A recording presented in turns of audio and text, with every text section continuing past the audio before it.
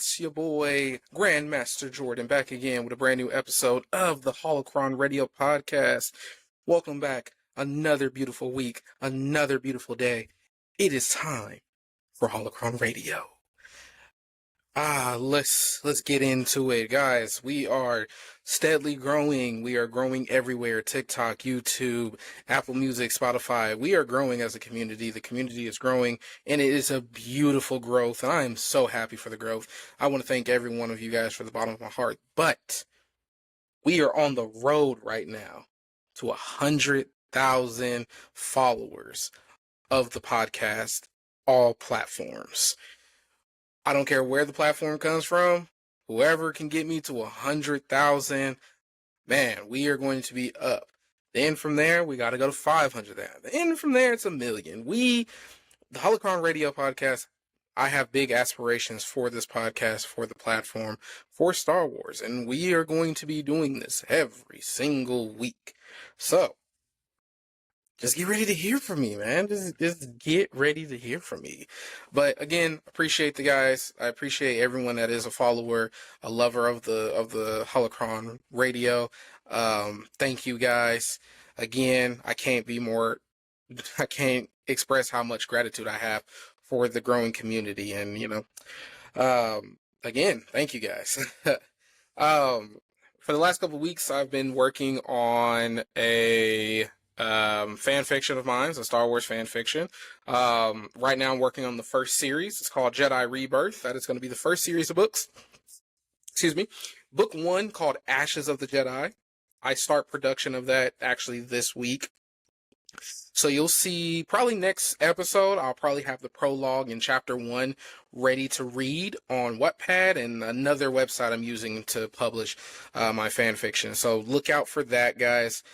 Cannot wait. I've been dilly-dallying. I've been writing, basically brainstorming like how my Star Wars universe is going to, of course, it's a fan fiction. The reason why I can't publish with like Disney as an actual Star Wars author, it's because my fan fiction takes place basically after the expanding universe. It's actually taking place within the expanding universe. I'm using certain elements from Disney that I did like, but other than that, it's a full expanding universe. Basically, my story tells about what happens after Luke Skywalker is done. I know we kind of got a glimpse of that, like with the Legacy comics and everything, but I know how they wasn't really well received in the back end of things. So I kind of want to do something different. My story tells completely different, beyond. So that's kind of like where we're going to be at. So cannot wait to show you guys. I might read some stuff from it, whatever the case may be.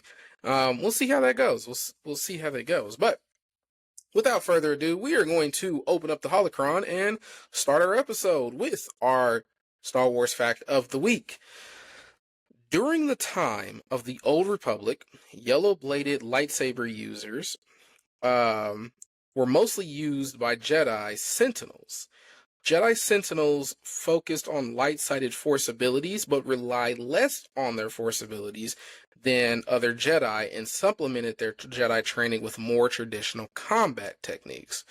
Yellow-bladed users typically were more well-rounded than other Jedi.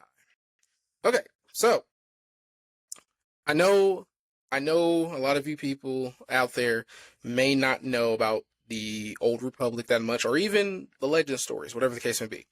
So I'm going to break it down a little bit, because the yellow-bladed lightsaber users we see in Clone Wars, because I know if we watch some of the episodes, we see those yellow-bladed lightsaber users, blah, blah, they're Jedi Sentinels. And Jedi Sentinels are basically the guardians of the Jedi. They're more low-key than your average Jedi, basically. But that's why you mostly see them with the yellow-bladed spear type of Jedi weapon, lightsaber, sorry. But back in the day, in the Old Republic, you saw a lot more users with yellow-bladed lightsabers. And lightsaber lore, thanks to Mace Windu, or thanks to Samuel L. Jackson and getting his purple lightsaber, of course, authors created lore behind lightsaber bladed colors, whatever the case may be. But you saw more yellow bladed lightsaber users in the Old Republic times, due to the fact that it wasn't as rare of a metal type of thing, which is kind of what I've understood as the legends and everything, but whatever. But yeah, they weren't combat oriented, but they wasn't force oriented. Like I said, it was well rounded. They knew they were a jack of all trades type of Jedi, which also made them very dangerous and unpredictable.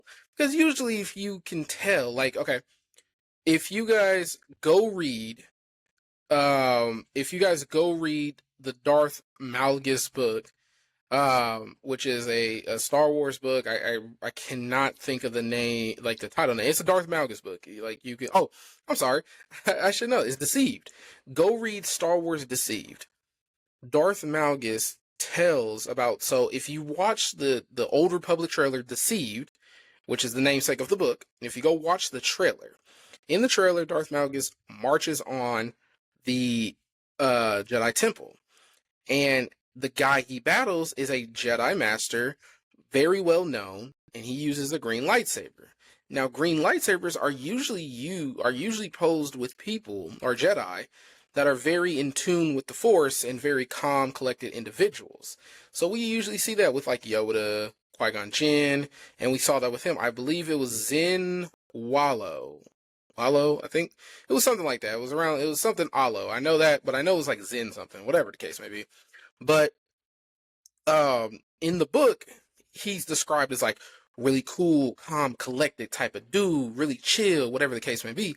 And Malgus hates that. Like, Malgus is like, nah, like this, you can't be using that cool demeanor and everything like that. But that's also what led to his defeat, because like his coolness and everything like that, he wasn't like the aggressive type and everything, which we usually tend to see with more blue lightsaber type of users. Usually blue lightsaber users are more aggressive.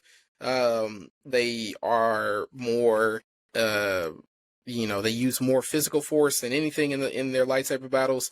And then we have, like I said, the yellow lightsaber users. We did see Ahsoka Tano kind of take over like a yellow bladed type of situation when she went from a single bladed lightsaber to a double bladed. So it kind of just realistically depends. So just a little lore on that part for our fact of the week. So sorry, I got a little sidetracked there, but I love lore. I love lightsaber lore. So if you guys have any questions, leave a comment below. I got you guys, whatever the case may be. Our main topic of the week is about the true chosen one. Okay. Let me get ready for this. Okay. So I made a post a couple weeks ago, and I said that Luke Skywalker, in my personal opinion, is the true chosen one. And some people agree, some people didn't. And you know what? I need to make a video about it, because this is a very deep topic for me, because you have to like really understand how I came to this conclusion of, how I came to this conclusion. So like, let's break it down really quickly. The reason why I feel like Luke Skywalker is the true chosen one is because without Luke Skywalker's intervention, Darth Vader does not kill Palpatine. I apologize. Anakin Skywalker does not kill Palpatine. And I'm going to give you guys the pushback that I got, and I'm going to give you the rebuttals that I have for this. First and foremost, the biggest pushback on my theory, or how I look at it, is the George Lucas angle. So everybody's like, well, George Lucas always intended Anakin Skywalker, and he said that Anakin Skywalker is the chosen one. And I've heard the interview, whatever the case may be. You could make that argument. You could make Anakin Skywalker being the chosen one and bringing balance back to the Force. You could make that argument, if not for the fact of the matter is that, one, even when Palpatine died, he returned. Now, however you want to take it with a grain of salt, whatever, he returned, in the Legends and he returned in canon. Now, however it's executed, whatever the case may be, we can debate that later, but he returned. So darkness doesn't really end with him. And in 2, in my personal opinion here, and again, this is all my personal opinion. Don't get mad at me. I'm not saying it's facts, but I just want you guys to kind of open your minds to this. If Anakin brings balance back to the Force, correct? Brings balance back to the Force, then there should not be any more dark side people, persons, Sith, whatever the case may be. We continuously saw the dark side rise up after the case. So my theory to that is like, okay, was Palpatine the ultimate end goal and that was why the prophecy needed, or was the prophecy still incomplete? Whatever the case may be, whatever you want to make it. And like I told people before, a lot of people's like, well, George Lucas said that. Of course, George Lucas said it because he believed it, but then again, a lot of the stuff that he believes is only based on the 6 movies. And we can make the argument there for the first 6 movies, then Anakin Skywalker, by all means, could technically still be the chosen one. But where I come back and rebuttal that is to the point of like, there's still the expanding universe. His redemption led to the things that happened afterwards. His redemption led to Luke Skywalker wanting to recreate the Jedi Order, do it his differently, and again, more successful in the expanded universe, whatever the case may be. Now, let's look at it from this other angle too. Anakin does not come back because this is what a lot of people said. Well, eventually, Darth Vader was going to turn on the Emperor, kill him, whatever. And you know what? I could genuinely see that if the story would have made room for Luke Skywalker's death. If Luke Skywalker dies anytime before Revenge of the Jedi, by all means, and yes, Darth Vader might have killed Palpatine. But see, the problem of it is, this was the major problem. The problem and why Palpatine and, Darth Vader lasted so long, and which is why if you remember episode 1, I made a thing where Darth Vader is number 10 as a all-time Sith Lord. And the reason why is because he never made a play to become that Sith Lord. And of course you could make the argument as like, oh, well, I mean, in Force Unleashed, he was training a Sith assassin and everything, but we saw how well that turned out. We saw the fact of the matter is that he was really creating basically how Count Dooku created Ventress. He created Starkiller for the bidding of Palpatine and Darth Vader's bidding. Because at the end of everything, it was always the initial plan to root out the rebels for Palpatine. Now Palpatine's like, well, I know everything. And then whatever the case you can make for Force Unleashed 2, whatever the case. But again, these are all cases that you could make, but that's not what happened. What happened was that Luke Skywalker goes in the throne room, has a battle with Darth Vader, defeats him, says, I won't kill him because I am a Jedi like my father Anakin before me.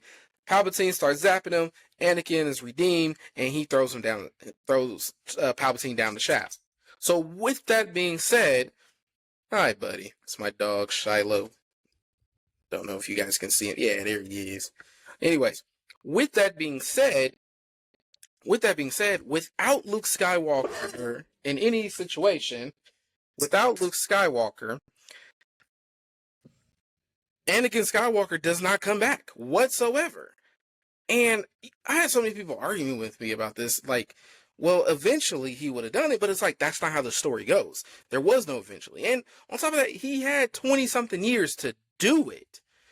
He had 20-something years to basically overthrow Palpatine. He never did it. Not until Luke Skywalker comes in and was like, I see the good in you, Father. And my thing of it is to me, another reason why I think Luke Skywalker is the true chosen one is because of the simple fact of the matter is, from the legend standpoint, I feel like Luke Skywalker is the true chosen one because he does the impossible after it. We could talk about anything else, but we have to really look at how the expanded universe and Legends goes with Luke Skywalker. So Luke Skywalker goes into the throne room. He comes out. He defeats not only Darth Vader and redeems Anakin Skywalker, he defeats the Emperor, in his way. Then afterwards, let's look at all the threats he had to face. Thrawn, defeated. The return of Palpatine, defeated. The Dark Nest Crisis, defeated. The Yuuzhan Vong, defeated. New Jedi Order reborn, successfully. Darth Caedus, defeated. What I'm getting at is that Luke Skywalker, redeeming Anakin Skywalker, set in motion the after effect of the Empire and the downfall of the Empire. And with that being said, that would not have come if Luke Skywalker doesn't redeem Anakin Skywalker.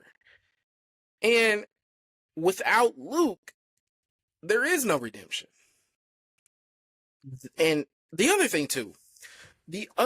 thing that I have to look at too is that where Obi-Wan and Yoda failed, and where the Jedi Order of the prequel era failed, was realizing that Anakin Skywalker was a force for good, a force for, he could have been the actual, how do I put this?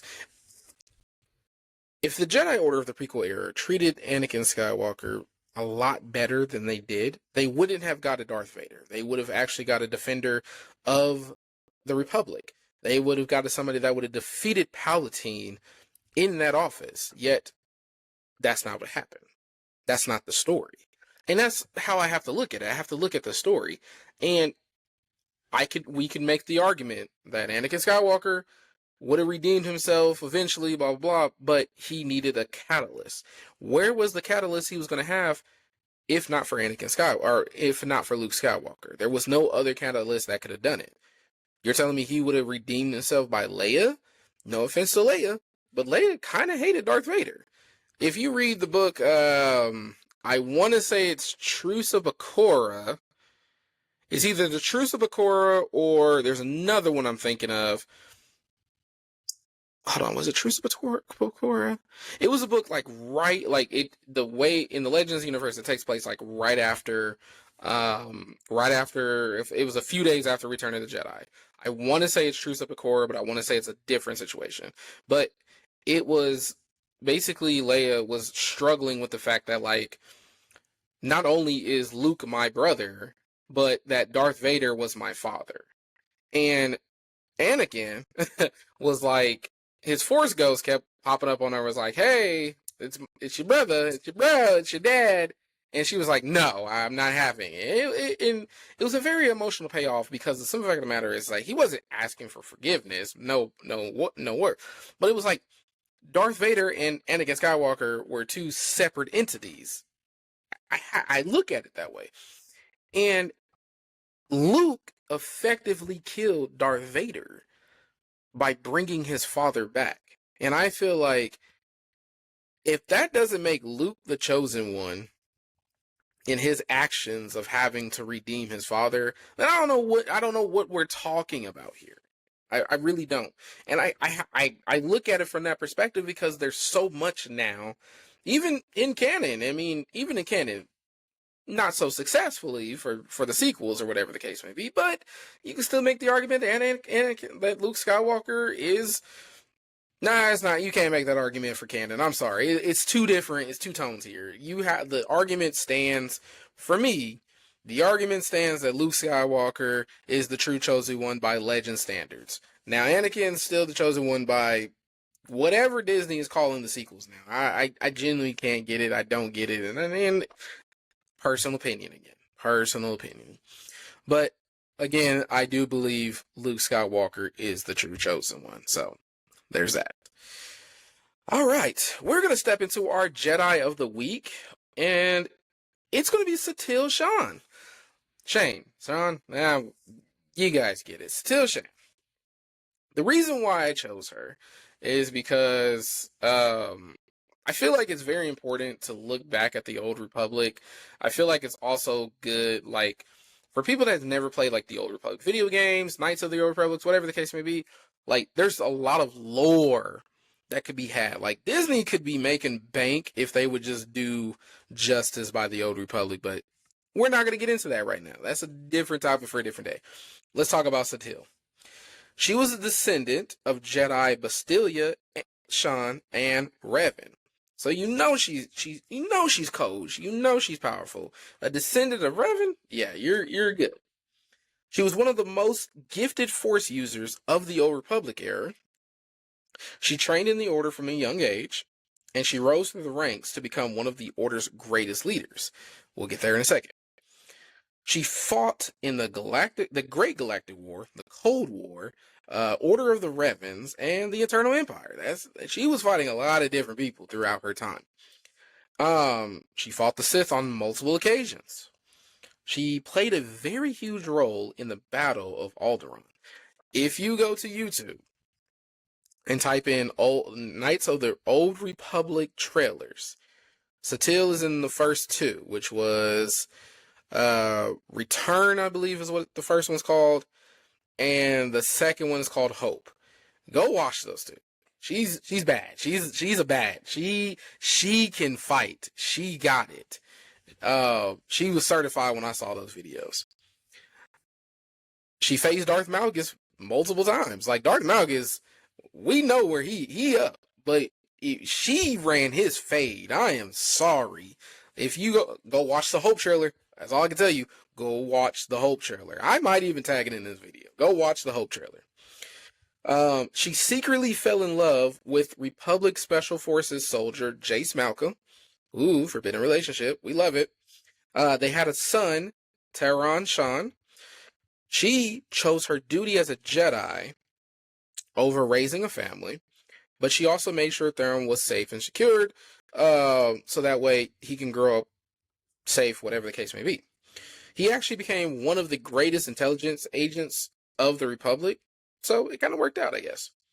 She rediscovered the ancient Jedi world of Tython. Now, I'm going to have to make a whole video of this, but Tython was home to the Jedi, which was basically the prequel origins of the Jedi, and Tython was their home world. That was actually like the home world for the Jedi, and her rediscovering that helped her become the Grand Master of the Jedi Order. And man, there's so much lore behind Satele, and I could go in depth. I could do a whole paper on her. Like, she is one of the best, if not she's one of the best Grandmasters that the Jedi has ever had. Now, I will say she has her flaws. Most Jedi do. Let's be real. She's not perfect, but if I was to put together the ultimate Jedi Council, she might be on there. Might is a very strong thing, because I got to go through like every Jedi that I've ever read about, every Jedi that I like, whatever the case may be. But that's a whole different situation. Again, she's the reason why I chose her as the Jedi of the Week is because of the four main things about Satele. She was a hero of the Great Galactic War. She was the defender of the Republic. She was a mother, and she was a Grandmaster of the Jedi Order.